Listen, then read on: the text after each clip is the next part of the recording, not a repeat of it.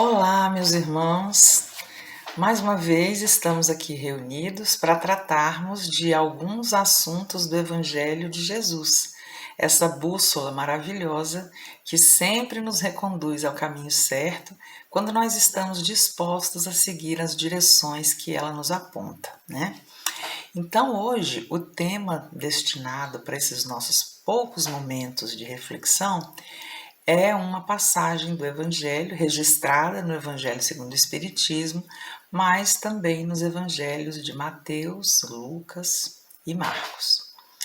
Nós temos Jesus dando recomendações às pessoas, né, especialmente aos discípulos. E ele diz que nós não devemos julgar para não sermos julgados, porque na mesma medida que julgarmos os outros, seremos também julgados. E isso é uma verdade muito grande e uma habilidade muito grande que nós precisamos desenvolver ao longo da nossa vida. Por quê? Porque cada vez que eu perco meu foco observando a vida dos outros, cuidando do que diz respeito aos outros e emitindo opinião, julgamento sobre tudo deles, a minha própria vida fica esquecida. E a minha própria vida é a única coisa da qual me vão pedir contas quando eu desencarnar. A pergunta será: o que fizeste da existência que eu te dei? E como é que eu vou responder a isso se eu estiver o tempo todo preocupado com o que os outros estão fazendo e batendo carimbo nos outros, né? E mostrando os erros e as coisas que acontecem de equívoco na vida alheia, nas circunstâncias externas. Isso é importante para que nós façamos uma análise das situações que nós estamos atravessando e tenhamos uma boa compreensão do contexto no qual nós estamos nos movendo. Mas passou disso, eu já não estou usando mais a minha capacidade de observação para compreender e saber como me movimentar naquela situação. Se eu já comecei a julgar as outras pessoas, inclusive já determinando os castigos. Esse daí merece morrer. Eu se fosse Deus faria isso e aquilo e aquilo. Eu se fosse o filho dele, a mãe dele, o pai dele, faria assim, assim, assim, assim, assim. Nós sempre estamos voltados para a observação daquilo que diz respeito à responsabilidade das outras pessoas. Em vez disso, era bom a gente parar e pensar, nessa situação, qual é o meu grau de responsabilidade? Eu ajudei a construir isso? Eu posso interferir de maneira positiva, ajudando a resolver o problema que se criou? Se eu não puder fazer nada concretamente, né, como a gente costuma dizer, eu posso ainda assim, também concretamente, como nós estamos precisando nos acostumar, fazer as vibrações e as preces para que as pessoas envolvidas naquela situação encontrem seus rumos e prossigam adiante da melhor maneira possível. As pessoas acham muitas vezes que eu só fiz a prece, né? No livro Obreiros da Vida Eterna, André Luiz nos diz que a prece é talvez o maior poder conferido por Deus à criatura. Por quê? Porque nela nós utilizamos o nosso eletromagnetismo com uma intenção boa. Nós estamos movimentando as nossas energias pessoais na direção de um resultado que nós esperamos que seja o melhor possível. Nós pedimos a Deus, a providência divina, aos espíritos protetores e amigos que auxiliem naquela situação, porque o nosso grau de intervenção pessoal se esgotou. Ou então, nós não estamos sabendo o que fazer e aquele momento de prece vai me ajudar a redirecionar a minha ação e a minha atitude. Mas, se eu estiver envolvido no julgamento, dizendo essa pessoa é culpada disso, é culpada daquilo, merece isso, merece aquilo, nós não temos condição de nos movimentar na direção da prece. Por quê? Porque o julgamento puxa a gente para a terra, para as aparências materiais, para esses contextos que nós compreendemos de uma maneira parcial e por isso nos equivocamos nas nossas decisões. O julgamento nos posiciona com relação a outra pessoa numa situação de superioridade. Nossa, eu sou tão bom que eu posso dizer para aquela pessoa que ela não vale nada.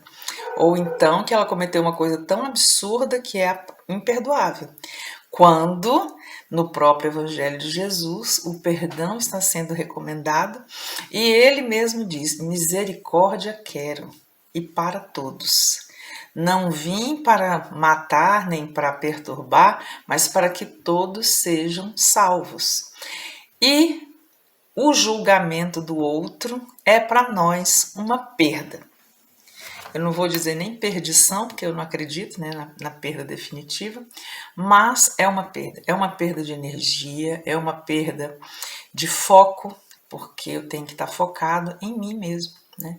Nas minhas condições atuais, no modo como eu dou conta de fazer as minhas coisas e que tipo de desafio eu preciso enfrentar para mudar de nível na minha encarnação. E no Evangelho de Jesus ainda se diz que da mesma forma que nós julgarmos, nós seremos julgados. Isso é o quê? O nosso modo de ver as pessoas e atribuir a elas essa ou aquela bandeira, esse ou aquele rótulo, vai abrir na nossa vida um mecanismo da lei de causa e efeito. Eu emiti, eu vou receber. E não é para eu deixar de julgar por medo de receber de volta, né? Porque aí a intenção não é a melhor e nós não ficamos bem diante da lei divina. É preciso deixar de julgar porque isso não nos cabe.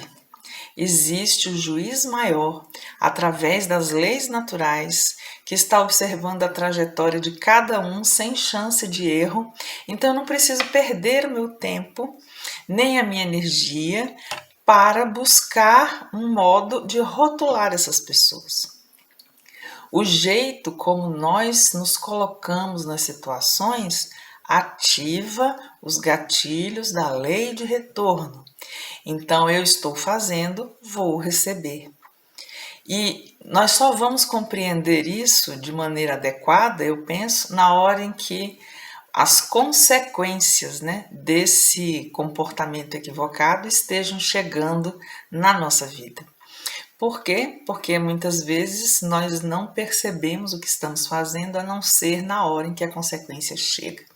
Como uma criança que põe o dedo na tomada, apesar de todas as recomendações, e só compreende que é perigoso quando leva o choque.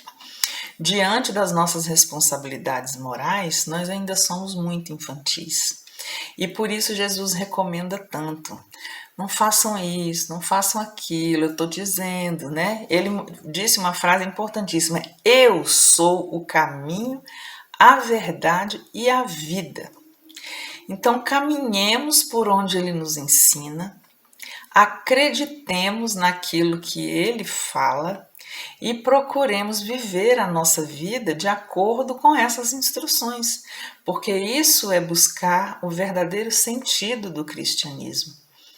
Diante de alguém que cometeu alguma coisa que nós reprovamos, vamos nos lembrar, assim como as pessoas que estavam na praça julgando a pecadora, entre aspas, né, a adúltera, quem estiver sem pecado atire a primeira pedra, e as pessoas foram saindo.